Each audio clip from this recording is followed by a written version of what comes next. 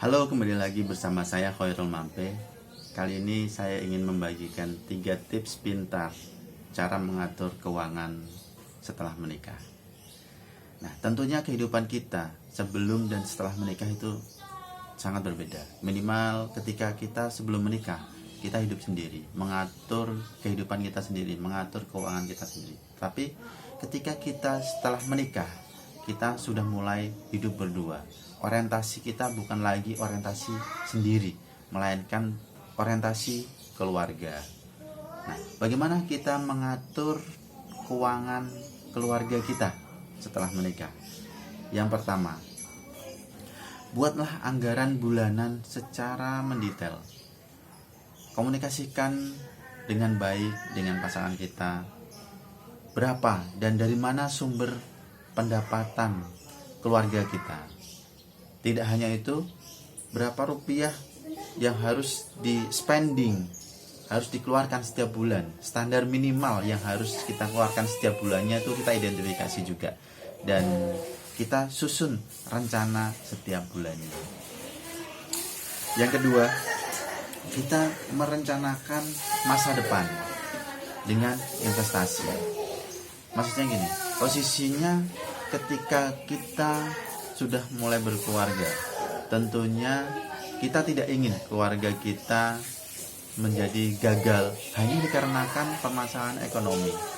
Nah, kita perlu memikirkan dari mana sumber-sumber pendapatan keluarga kita, keluarga baru kita tadi, dan bagaimana kita bisa mengatur pendapatan itu supaya tidak perlu menambah waktu atau mengurangi waktu kita bersama dengan keluarga. Alternatifnya yang pertama yaitu adalah investasi. Bagaimana investasi kita itu bisa menghasilkan uang untuk keluarga kita. Dengan demikian kita tidak perlu spending waktu terlalu banyak dan meninggalkan keluarga kita hanya untuk mencari uang. Nomor 3, kita perlu melakukan pembagian tugas. Siapa yang bertugas mengelola tadi pengeluaran bulanan? Siapa yang bertugas melakukan investasi? Artinya ketika ada pengeluaran bulanan, ada yang bertanggung jawab. Meskipun pengeluaran bulanan itu dilakukan oleh 2 orang, tetapi di sini yang bertanggung jawab siapa? Apakah suami ataukah istri? Dan dia mengatur secara mendetail apa-apa saja yang perlu dikeluarkan oleh keluarga dalam periode tertentu.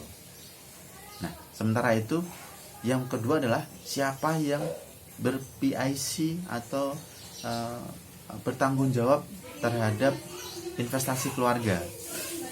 Apakah si pasangan suami atau istri, ataukah dua-duanya ini diurus oleh 1 orang?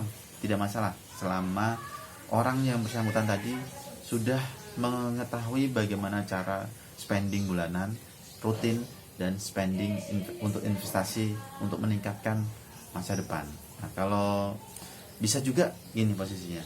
Biasanya kan yang istri mengatur pengeluaran bulanan, yang suami mengatur pengeluaran investasi. Artinya gini, ketika nanti setelah 5 tahun, 10 tahun, 20 tahun, 30 tahun, itu jangan sampai dua-duanya ini saling menyalahkan satu sama lain, karena keluarganya itu tidak mengalami peningkatan dari sisi finansial karena tidak melakukan investasi sama sekali, karena dua-duanya fokus terhadap pengeluaran bulanan.